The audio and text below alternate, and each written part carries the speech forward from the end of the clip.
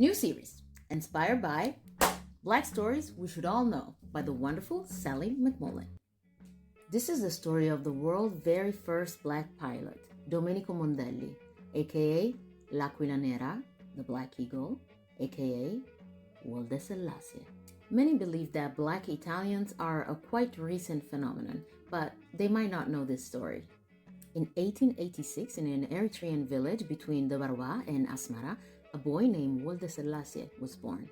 4 years later, a wealthy Italian officer by the name of Attilio Mondelli decided to rescue a poor boy that he found in the streets and take him to Italy to live with him.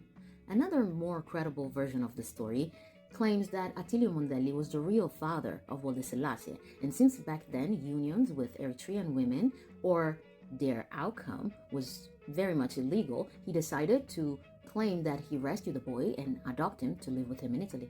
Once in Italy, Woldesellasie's name was changed into Domenico, which comes from the Italian word for Sunday, Domenica, which was the day that he was rescued. So he decided to join the military, having a stellar career, and also the Freemasonry, making him one of the first black members of the secret society. In 1914, he became the world's first black pilot.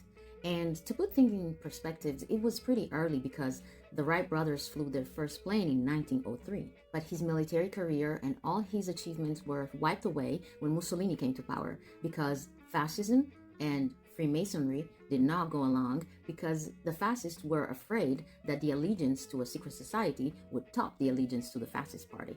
And then they could not bear to see a black guy in an Italian high-ranking uniform. Having a high-ranking black officer would have contradicted with facts the narrative of superiority of the white colonizer that they were using to convince the population to support the Italian expansion in Africa.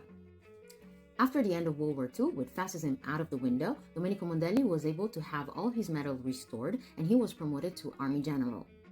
He became 30th-degree Freemason, and he was awarded the highest honor in Italy, the title of Grand Officer of the Order of Merit of the Italian Republic by then President Giuseppe Saragat. If you read Italian and you're curious to know more about this story, I suggest Il Generale Nero by Mauro Valeri, a wonderful book on this Eritrean/Italian/pioneer.